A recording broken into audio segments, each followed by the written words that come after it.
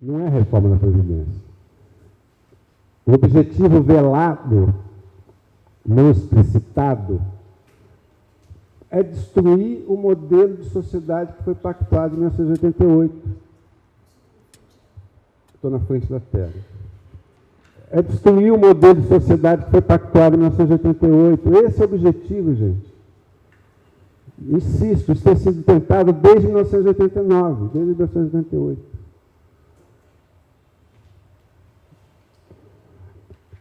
Por que eu insisto com a Constituição de 88?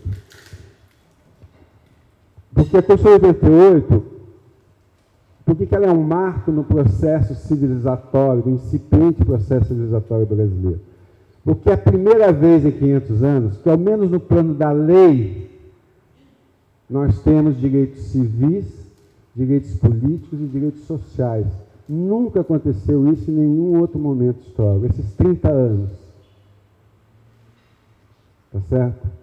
O que é o direito civil? O direito de ir e vir, o direito ao habeas corpus. O direito político? O direito de votar, de ser votado. Tá certo? Só a partir de 85 que os analfabetos tiveram voto no Brasil, não sei se vocês sabiam disso. Tá certo? E os direitos sociais é o que a gente vai falar sobre isso aqui. Eu insisto muito nesse tema porque é o seguinte, você pega os estudos clássicos, né? A Inglaterra, direitos civis século XVIII, direitos políticos século XIX, direitos sociais século XX. 3 décadas, 3 séculos. Tá certo? Brasil 1930. O que era o Brasil em 1930? Não tinha sequer direito civil. Então, uma sociedade escravocrata, tá certo? Resquícios da escravidão, 90% da população morando no campo, 90% da população analfabeta, tá certo? E o escravo, ele não pode dispor sequer da própria vida. Ele não tem direito civil, porque sequer ele tem direito à sua própria vida. Tá certo? Direitos políticos no Brasil, votava quem ganhava até X%. X, sei lá, a moeda da época. O analfabeto não votava, a mulher não votava. Mas era um grupo seleto de pessoas que votavam. Tá certo? Tá claro? Então a Constituição, e ela vai acabar com essa ideia da cidadania regulada. Só tem direito quem? Quem eu digo que é cidadão. A Constituição de 88, não. Ela vai ampliar esse universo, tá certo? Então, eu disse para vocês, a ideia os reformistas brasileiros dos anos 70, eles se inspiraram na experiência da social-democracia europeia, gente, eu falei já isso aqui. Mas qual que é a ideia? A ideia é do pós-guerra, né? A Europa teve fascismo, teve nazismo, Primeira Guerra, Segunda Guerra, destruição da Europa, tá certo? Desemprego, etc. Mas especialmente a experiência do fascismo e do nazismo. Aí você tem a Segunda Guerra, mundo dividido em capitalismo e comunismo, bipolaridade, União Soviética e Estados Unidos, tá certo? Nesse contexto, você vai ter as instituições de Bretton Woods, né, para tentar ter uma gestão global mais uniformizada. Aí que vai surgir o Banco Mundial, o BID, né? A ONU surgiu em 1943, se não me engano, tá certo? A Declaração Universal dos Direitos do Homem é de 1948. Então, é mais ou menos nesse contexto, quer dizer, é uma exceção na história do capitalismo, 30 anos, né? Você teve um pacto entre o capital e o trabalho, né? No sentido de tentar o pleno emprego. O Estado articulou um pacto entre capital e trabalho, o capital abre mão de certas coisas, né? E aí você tem esse período que você tem, é o maior período de crescimento contínuo da história do capitalismo. Quer dizer, em média, o crescimento do PIB foi cerca de 5% ao ano, em média, nesses 30 anos, né? O gasto social passou de algo em torno de 6% do PIB para algo em torno de 20% do PIB. Né? Então, você tem um aumento dos direitos, etc, etc. E como é que você faz isso? Você faz isso de duas formas. Primeiro, taxação progressiva, tributos ricos. Qual que é a alíquota de imposto de renda, a alíquota máxima do imposto de renda na Inglaterra, nos Estados Unidos, na França, em 1945, 1960? Qual era? 90%. 90% a alíquota máxima do imposto de renda da pessoa física. Tá certo? Você taxa o rico, taxa o patrimônio, taxa a herança e cria o estado de bem-estar social. Tá certo? Como é que se financia o estado social? Você transfere renda dos ricos para financiar a educação básica universal para todo mundo, para financiar a saúde, o modelo inglês de saúde universal para todo mundo, para financiar a proteção social na velhice. Tá certo? E há uma ideia, a ideia que é o seguinte, que é a Declaração Universal dos Direitos Humanos. Tudo isso que eu estou falando para vocês são medidas liberais. A Declaração Universal dos Direitos do Homem de 1948 é liberal. Keynes é liberal. Beveridge, que é um autor que influenciou muito o estado de bem-estar social inglês, é um liberal. Tá certo? É a ideia de humanizar o capitalismo e controlar, regular o capitalismo. Tá certo? E a ideia de que não existe capitalismo sem consumidor. Tá claro? Então você faz um pacto social. Essa ideia da seguridade. A ideia da seguridade é o seguinte: a sociedade está disposta que todos tenham direito ao mínimo, mesmo aqueles que não podem contribuir. Tá certo? E como é que você paga a parte daqueles que não podem contribuir?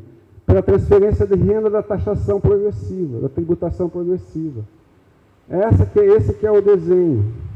Tá certo? Outra ideia importante, a ideia de direitos. Não é filantropia, não é a lei dos pobres na Inglaterra. Até então, na Inglaterra, prevalecia a lei dos pobres. O que é a lei dos pobres? Quem é pobre, a filantropia trata. Não, agora é direito. Ter casa, alimentação, é direito. E esses direitos são universais, todo mundo tem direito. Tá certo? Então, é isso que vigorou na Europa durante esse período. E os nossos reformistas aqui, 1975, 76, 77, quando você precisava pensar numa agenda da proteção social para a redemocratização do país, eles olharam nisso, está claro? Então, você tem alguns elementos, não estou dizendo aqui para vocês que nós fizemos um estado de bem-estar social no Brasil, pelo amor de Deus, tá certo? Nós pegamos alguns elementos disso. Então, a Constituição de 88, você tem essa ideia toda da cidadania, dos direitos. Não é? Não se fez a reforma tributária progressiva, como não se, aqui no Brasil é possível fazer isso, tá claro? Mas foram criados alguns atalhos. Não é? Aí você tem, eu não tenho tempo aqui de falar, mas você tem direitos trabalhistas, é a primeira vez que a gente tem direito de greve, por exemplo. Tá certo? Redução da jornada semanal de trabalho, autonomia sindical, né? Uma série de outras coisas. Tem uma série de direitos de educação, o Estatuto da Criança e Adolescente, medidas, o Estatuto das Cidades, né? Que só foi regulamentado, se não me engano, em 2000 ou 2010, se me lembro. Tá certo? É uma regulamentação do artigo desse debate da reforma. A grande derrota foi a reforma agrária. A grande derrota da Constituição foi a reforma agrária. Tá certo? E na Seguridade Social, que é o nosso tema, né, o que se fez? Voltando para os direitos trabalhistas. 1988 é a primeira vez que o trabalhador rural tem os mesmos direitos trabalhistas sindicais que o trabalhador urbano. Tá certo? É a primeira vez. Na questão da Seguridade Social, o que os constituintes fizeram? Eles, bom, primeiro, vamos ver um pouquinho aqui. Direitos, seguro-desemprego. Com 40 anos de atraso, o Brasil criou um sistema de seguro-desemprego. Tá certo? Na verdade, esse sistema tinha sido criado um pouco antes, com o Plano Cruzado, mas não tinha fonte de financiamento. O que os constituintes fizeram? Fizeram o seguinte, 40% do PIS/PASEP vai para um fundo que depois foi regulamentado e virou o FAT, Fundo de Amparo ao Trabalhador, tá certo? Que vai ser gerido pelo BNDES.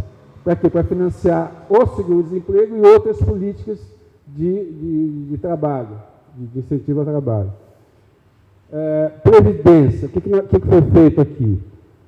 Foi feito aqui o seguinte: coisas mínimas, e mesmo mínimas, são inaceitáveis. Você fez o quê? Primeiro, o trabalhador rural tem o mesmo direito previdenciário do urbano. Segundo, nenhum benefício pode ser inferior ao salário mínimo. Por quê? Porque na ditadura você tinha que controlar a inflação. Você pega 1980, a inflação era 100%. 1979, a inflação era 100%. 1980, 200%. 1981, 400%. Tá certo? Você tinha um processo. Então, para segurar a inflação, o que os caras faziam? Reajustavam a previdência abaixo do mínimo. Tá certo? Então, você olha o valor dos benefícios da previdência, equivalia a metade do salário mínimo, se tanto. Aliás, tem um artigo na Constituição que obriga o Estado a repor os valores reais, as perdas ocorridas entre 1979 e 84.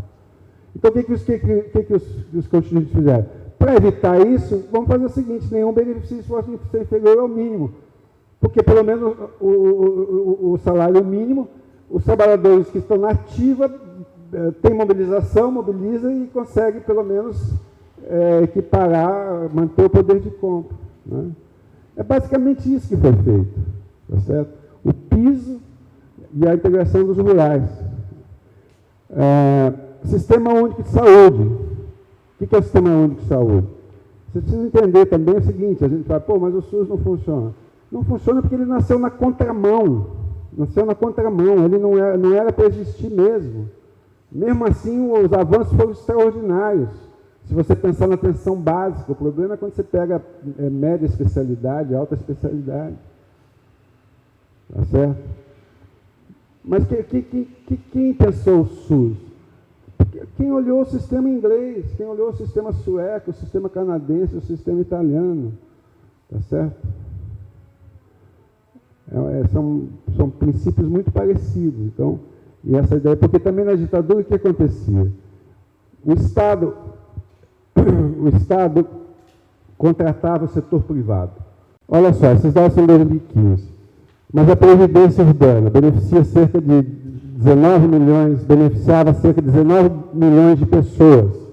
A rural, cerca de 10 milhões de pessoas. Tá certo? 19,9. São cerca de 30 milhões de pessoas. Muito bem. O IBGE diz que cada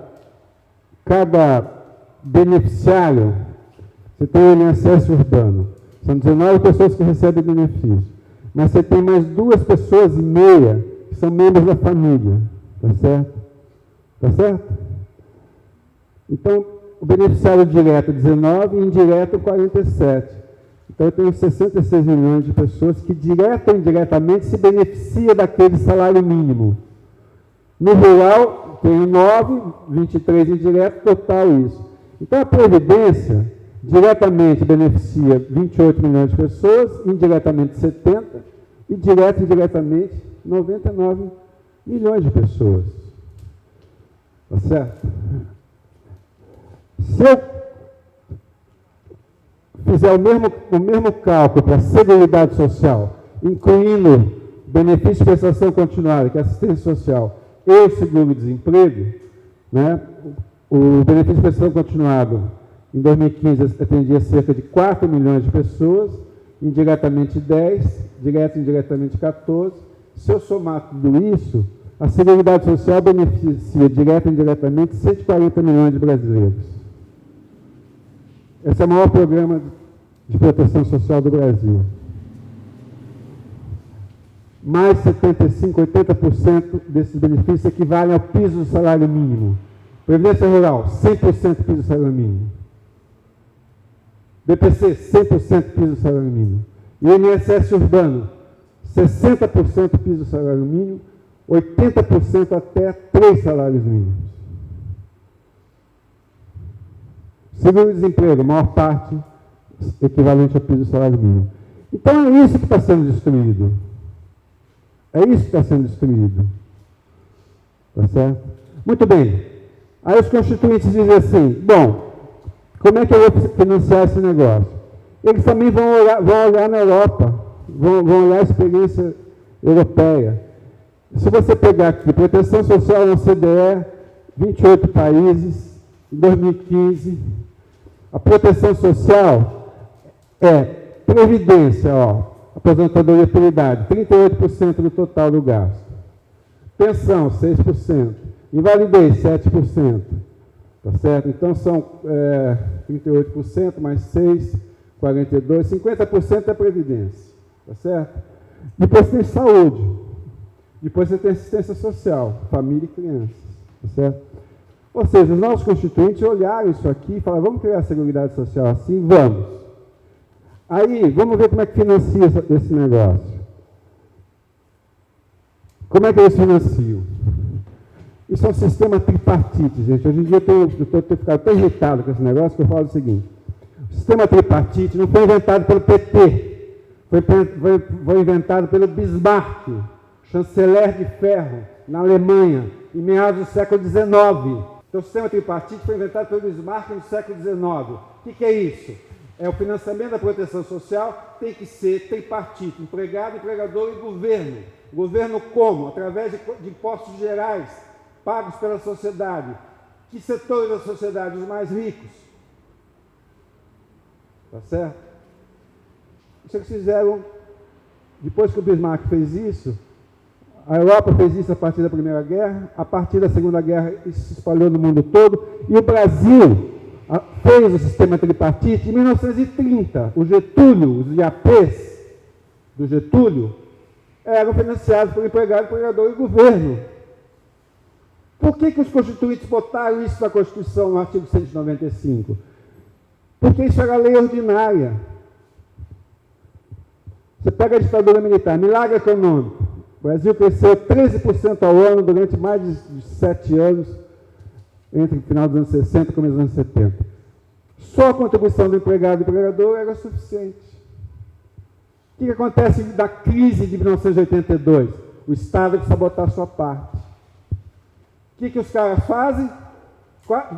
Façam uma análise das manchetes dos jornais de 1982, 83, 84. Crise da Previdência. Se não fizer a reforma, o Brasil vai quebrar. Façam uma análise. O que os constituintes fizeram? Falaram, puxa vida, está na lei ordinária e esses caras não cumprem, vamos dar status constitucional a isso. Tá certo? Então, criaram o orçamento da Seguridade Social, eu vou falar dele um pouquinho depois. Mas vamos ver como é que é na Europa. Na média desses países, 45% é contribuição do governo, através de impostos gerais. 37% é empregador e 18% é o empregado. Na Dinamarca, que é um exemplo extremo, 75% é através de impostos gerais, progressivos. Tá certo? O gasto da Dinamarca é 33% do PIB, da proteção social. 28% do PIB é a contribuição do governo. Tá certo? Se esses economistas liberais brasileiros vivessem na Dinamarca, eles iam dizer que o rombo da Seguridade Social na Dinamarca era 28% do PIB. Tá certo? Mas não é. Eles não sabem história. Mas eles sabem. Tá certo? O objetivo não é esclarecer. O objetivo é confundir. É engambelar. Tá certo? O que nós fizemos? O artigo 194 diz que a Seguridade é formada por Previdência, Saúde, Ciência Social e Seguro-Desemprego. E o 195 reforçou o sistema tripartite desde 93. Não fizemos a reforma tributária. Porque isso é impossível fazer no Brasil. Taxar rico no Brasil, esquece. Tá certo? Mas o que eles fizeram? Eles criaram duas contribuições que não existiam. Uma chama-se contribuição social sobre o lucro líquido das empresas. E a outra, olha o nome da contribuição. Contribuição social para o financiamento da Seguridade Social, COFINS. Não sei se vocês entenderam o nome dessa contribuição. Tá certo? E falaram, uma parte do PIS/PASEP vai ser para financiar o seguro-desemprego. Então, o orçamento da Seguridade Social, o artigo 195, dá status constitucional ao sistema tripartite, diz é empregado e empregador sobre a folha de salário, e o governo, para fazer sua parte, eu vou criar contribuições que não existiam, porque déficit, gente, é uma despesa sem fonte de receita. Tá certo? Só que aqui eu criei duas fontes de receita para financiar o quê? Para financiar a Previdência Rural, que é um benefício típico da Seguridade Social. Por quê? Porque você está pagando uma dívida. Você pega um sujeito que começou a trabalhar no campo na década de 40, sem carteira assinada, tá certo? Chega em 88, está com 60 anos, 65 anos, 70 anos. Você vai fazer o quê com esse cara? Deixa na rua? Podia deixar na rua. Mas os constituintes falaram, não, nós vamos te dar um salário mínimo. E como é que eu vou pagar isso? Contribuição sobre o lucro líquido, COFINS. Benefício de prestação continuada. O que é o benefício de prestação continuada? São deficientes em condição de miserabilidade e idosos com mais de 65 anos, que têm renda per capita de até 1/4 do salário mínimo, renda familiar per capita até 1/4 do salário mínimo, que não conseguiram contribuir para a Previdência Social, portanto não tem proteção na velhice. O Estado diz, eu vou te dar um salário mínimo. Como é que eu financio isso? Contribuição social sobre o lucro líquido e COFINS. Tá certo? Só que o que os caras fazem? Eles fazem o seguinte, então aqui, só para mostrar esse dado, a Anfip nunca se cumpriu a Constituição do Brasil. O déficit, como vocês já perceberam, é que não se contabiliza a contribuição do governo. Nunca se contabilizou a contribuição do governo. O déficit é um desprezo à Constituição. Tá certo? A Anfip, que é um órgão dos auditores fiscais da Previdência Social, antigamente, eles fizeram, a partir da década de 90, eles começaram a fazer o seguinte, ó, vamos fazer o cálculo de acordo com a Constituição, vamos? E fizeram em 95, 96, 97, até hoje eles fazem isso. Então eles colocam aqui, olha, aqui são as receitas, peguei um ano aqui para vocês verem, 2015. A contribuição de empregado e empregador da Previdência, 352 bilhões. COFINS, 200 bilhões. Contribuição sobre o lucro, 60 bilhões. PIS/PASEP, 53 bilhões. Total, 600 bilhões. Aí você pega as despesas. Tem as despesas com previdência, previdência urbana, previdência rural, benefícios assistenciais, BPC, aqui tem Bolsa Família, tá certo? Aqui deve ter BPC, Bolsa Família, saúde, etc. FARC, etc. Então, eles colocaram aqui as receitas, como está na Constituição, e mostram que sempre teve superávit até 2015, tá certo? Até 2015 teve superávit. Aqui tem alguns anos. Em 2007, o superávit foi de 72 bi. 2008, 64 bi. 2015, 11 bi. Tá certo? Sempre foi superavitário. Né? E mesmo sempre foi superavitária, mesmo com a DRU, que eu falei para vocês, de desvinculação das receitas da União.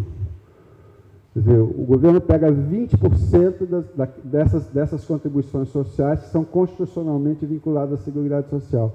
Isso era algo em torno de 60 bilhões.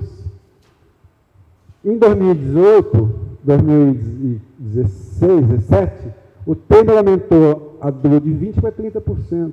Hoje tiraria 100 bilhões. Mas a Seguridade Social foi superavitária até 2015, mesmo com a DRU. Foi superavitária mesmo com as isenções fiscais que se concede sobre o PIS/PASEP, sobre a COFINS, sobre a contribuição sobre o lucro, para setores, determinados setores econômicos. Em 2015, essas isenções sobre as fontes de receita da Previdência somaram 157 bi. Está certo? Então, vejam. Então, a ideia é essa. Se a Previdência é parte da Seguridade Social, e se o orçamento da Seguridade Social é superavitário, da onde vem o déficit? O déficit vem na contabilização da contribuição do governo. Tá certo? Desde 89, o Ministério da Previdência sempre contabilizou receita da Previdência, empregado e empregador. Oi. Mas aí não contabiliza e esse valor que fica em caixa do governo, ele faz o quê? Some? Não some, usa para outras coisas. A questão toda é a seguinte, o governo nunca, por exemplo, vamos voltar aqui, ó, só para te explicar isso aqui, ó. Olha aqui, ó. Em 2015, a Previdência, se você a Previdência teve uma receita de 352, está vendo? Só a Previdência. E teve uma despesa de 436, está vendo? Isso aqui dá um déficit de 85 bilhões. O déficit de 85 bilhões, se você computar só empregado e empregador. Está certo? Muito bem. Mas nesse mesmo ano, só de COFINS foi arrecadado 200 bilhões. Por que você não utilizou nem um centavo desses 200 bilhões para cobrir o déficit de 85? Na verdade é o seguinte, o governo, quando ele vai cobrir, porque assim, ele fala, empregado e empregador, déficit de 85. Ele vai cobrir esse dinheiro com COFINS. Mas só que ele não diz que a COFINS é parte da Seguridade, que a Previdência é parte da Seguridade Social e que a COFINS é fonte de financiamento da Seguridade Social. Entendeu? Ele coloca déficit. Deu para dizer que esse déficit, a Previdência é deficitária, que as contas públicas não vão fechar. Você está entendendo? Ele usa isso em outras finalidades. Ele pega esse dinheiro e paga o servidor público federal, paga outras contas. Você está entendendo? A questão é que quando você não contabiliza, você diz a Previdência não faz parte da Seguridade Social. Isso é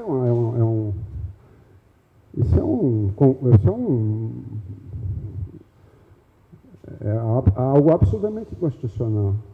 A crise, quando você faz uma política pró-cíclica, econômica pró-cíclica, você tem uma desaceleração do ciclo, você faz uma política pró-cíclica, aí você derruba a economia, como se fez a partir do Joaquim Levy em 2015 e 2016. O PIB caiu 3,5% em 2015 e 3,5% em 2016. Uma queda do PIB de 7% do PIB não é a Previdência que quebra, é o botequim da esquina. Tá certo? Não tem nada que sobrevive a um massacre desse. Então, o que você vai ter a partir de 2015 é uma queda da receita, tá vendo? A receita cai, tá certo? Mas isso tem a ver com fatores exógenos à Seguridade Social, à política macroeconômica. Você teve as receitas de contribuição social do governo federal, elas aumentam, quando chega aqui tem uma queda brutal por conta da economia, né? Porque isso incide sobre lucro, sobre faturamento, né? Muito bem. Então, vocês entenderam o que é a Seguridade Social? Muito bem. O que eu quero dizer para vocês é o seguinte, que isso é inadmissível para os donos do poder. É inadmissível. É inadmissível que você gaste com a Previdência 8%, somar Previdência, assistência social, SUS, não sei o quê. Só o governo federal gasta 12%, 13%, 14% do PIB. Isso é inadmissível. Como que a sociedade conseguiu capturar esses recursos nossos? Tá certo? Porque o projeto liberal é o seguinte, eu falei para vocês, se nós pensarmos assim, nós estamos no capitalismo, etapa da financiarização. O que os caras querem? Você tem um monte de gente trilhardária que está à procura de investimento. Eles querem investir. Onde é que eu posso investir? Onde é que eu posso ganhar dinheiro? Tá certo? Então, qual que é a ideia? A ideia é o seguinte, olha, eu não quero que o Estado faça política de saúde. Eu quero que esse dinheiro, em vez de financiar o Ministério da Saúde, vai subsidiar planos privados de saúde para a população pobre, tá certo? Eu não quero que a educação seja feita pelo MEC, pelas universidades federais, tá certo? Eu tenho que aprofundar mecanismos de subsidiar o aluno na escola privada, tá certo? E por aí vai. Eu não quero esse recurso da Previdência. Por que vai ser administrado pelo Estado? Vamos fazer programas de capitalização individual, tá certo? Administrado por fundos de pensão privado. Porra, não estou falando de 400 bilhões por ano? Você imagina você administrar um fundo de 400 bilhões por ano. Tá certo? Então, o que eu quero chamar a atenção para vocês é o seguinte, só chamar a atenção para isso. Nós fizemos com 40 anos de atraso alguma coisinha que a Europa fez no pós-guerra, mas quando nós fizemos só estava na contramão do mundo. Tá certo? O Sarney dizia que o país seria ingovernável. O Roberto Campos dizia, a Constituição de 88 é uma coleção de anedotas, um hino à preguiça. Tá certo? Então você tem um ataque aos direitos sociais da Constituição desde 1998, 99, desde 88, 89. Está claro? Então, você vai ter, a partir daí, esses períodos aqui. Né?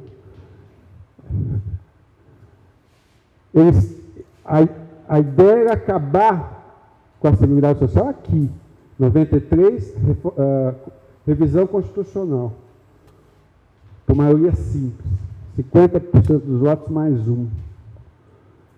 Quer dizer, se você analisar o governo Collor, tinha a tal da agenda do Candir, projetando o Candir, que chamava. O Candir era o ministro do Planejamento. Se vocês lerem esse projetando o Candir, vocês vão ver. Tá certo? Todas as reformas liberais que estão aí eram para ser feitas aqui. Privatização da saúde, privatização da Previdência, estão todas lá. Tá certo? Aqui eles iam acabar com a Constituição de 88. Não aconteceu, então você vai fazendo essas reformas entre 93 e 2002. Tá certo? Esse período aqui do primeiro Lula, você tem um continuismo dessa estratégia econômica. Tá certo? Aqui tem uma questão da questão econômica que só falta 10 minutos, Tereza? Tá, então deixa eu correr. Aqui eu queria só mostrar para vocês. Quando você tem o crescimento da economia, 2007, 2013, você tem um crescimento e inclusão social. Esse crescimento e inclusão social, ele faz com que essas tensões arrefeçam. Tá certo? Eu queria só mostrar alguns dados para vocês. Quando a economia cresce, o que acontece? Né? Então, você veja, primeiro, não vou entrar aqui em detalhes, não tenho tempo para fazer isso, mas nesse período foi mantido o tripé macroeconômico, mas teve uma flexibilização melhor, a taxa de juros caiu. Olha o que a gente gastava de juros nos anos daqui para trás, cerca de 8% do PIB com juros. É o que a gente gasta hoje com Previdência. Na época a gente gastava 6% da Previdência e 8% do PIB com juros. Isso aí cai em torno de 5% do PIB. Tá certo? Não é grande coisa, mas ajuda, né? Quando você cresce o PIB, o que é dívida PIB? Como é que eu melhoro essa relação dívida-PIB? Ou reduzindo a despesa, o numerador, ou aumentando o PIB, que é o denominador, concordam? Uma equação matemática, tá certo? Então veja o que aconteceu de 95 a 2001. A dívida líquida do setor público em relação ao PIB cresceu de 30% do PIB para 60%. E o que aconteceu daqui até aqui, quando você tem crescimento econômico? Cai de 60 para 35. Em 2014, quando eles disseram que o Brasil estava quebrado, era 33% do PIB. Quer dizer, o Brasil está quebrado quando a relação dívida-PIB é 33% do PIB e quando ela é 60%. Tá certo? Então você teve uma melhora na questão da dívida. Fizemos reservas cambiais. O Brasil hoje é credor líquido, que tem reservas de 400 bilhões de dólares, tá certo? Então, se você vê a dívida menos a reserva, o Brasil não tem dívida. Então, melhorou a situação externa do Brasil. Né? E aí você vai ter o quê? Esse aqui é o índice de Gini. Olha que coisa escandalosa. O índice de Gini, você sabe, é o índice que mede a desigualdade. Quanto mais perto de 1, mais desigual é o país. Quanto mais perto de 0, menos desigual é o país. Então, em 1960, o nosso índice de Gini era 0,53. Milagre econômico. Vai para 0,58. Estabiliza por aqui até durante os anos 90 todos. Quando você tem crescimento de distribuição de renda, isso cai para 0,53, depois caiu para 0,49. Tá certo? Então veja que tragédia que é a história do Brasil. Nós levamos quase 40 anos para voltar ao índice de Gini que nós tínhamos aqui em 1960. E agora, sabe o que está acontecendo com isso aqui? Está aqui, ó. Tá certo? Por que aqui cresceu a economia e aumentou a concentração da renda? E aqui a economia cresceu e caiu a distribuição da renda. Por quê? Porque aqui você não tinha nem democracia, nem direitos sociais. Aqui você tem a democracia e direitos sociais. A democracia permite a negociação, a pressão dos sindicatos por melhores salários. E a proteção social. Eu falei para vocês aqui, eu tenho 40 milhões de pessoas que recebem o salário mínimo. Tá certo? Isso é uma transferência de renda. Né? Tá certo? Então, o que explica essa queda? Além da proteção social que eu já falei, que vai explicar essa queda, né? O gasto social cresce, em termos per capita, ele passa de 1.967 dólares em 2003 para 3.132 em 2014, né? Porque a economia melhorou, os fundamentos da economia melhoraram, o gasto social pode crescer. Né? Crescer a economia, tá certo? Crescer a economia, você começa a gerar emprego. Então, aqui nós tínhamos 29 milhões de empregos formais, tá certo? Nós passamos de 29 para quase 50 milhões de empregos formais, tá certo? Emprego formal, com vínculo formal de emprego. Nós passamos aqui em 2003, 2004, de um patamar de 29 para 50, tá certo? E a criação de empregos. Nós estamos, aqui é uma taxa que cresce em cima disso, tá certo? Você cria, aqui você criou 300, é a professora Henrique, a partir daqui você começa a criar 1,5 milhão, 900 mil, você cria 1,9 milhão, 1,8 milhão, 2 milhões e meio, blá, blá, blá. E aqui cresce menos, mas você cria. Em 2014 você cria. Você deixa de criar aqui. Aqui cai 1,5 milhão a menos, 1,5 milhão a menos. Isso tem a ver com o crescimento da economia. Né? Crescimento da economia, você vai gerar emprego. Né? Com isso você vai... a taxa de desemprego cai, tem várias taxas de desemprego, mas eu vou usar essa daqui, que se usava na época, que tem uma séria história. O desemprego caiu de 12,3% em 2003 para 4,8% em 2014. Tá certo? Hoje já está lá em cima de novo. Tá claro? O salário mínimo real, né? Houve um aumento do salário mínimo, especialmente a partir de 2013. Né? Isso também ajuda a distribuir renda. Aqui é um dado interessante. Quando a economia cresce, a previdência urbana dá lucro. mesmo considerando só a contribuição do empregado e do empregador. Está vendo? Começa a crescer, começa a dar lucro aqui, chega a dar um superávit de 25 bilhões nesse período aí. Só com empregado e empregador, sem aquela outra forma. Né? Queda da pobreza. E esse dado é interessante. Por que você tem uma melhoria da desigualdade da renda? Porque isso aqui é o primeiro decil, são os mais pobres. 10º decil são os mais ricos. Aqui é só a renda do trabalho. Tá certo? O que acontece? Todo mundo sobe, a renda de todo mundo melhora.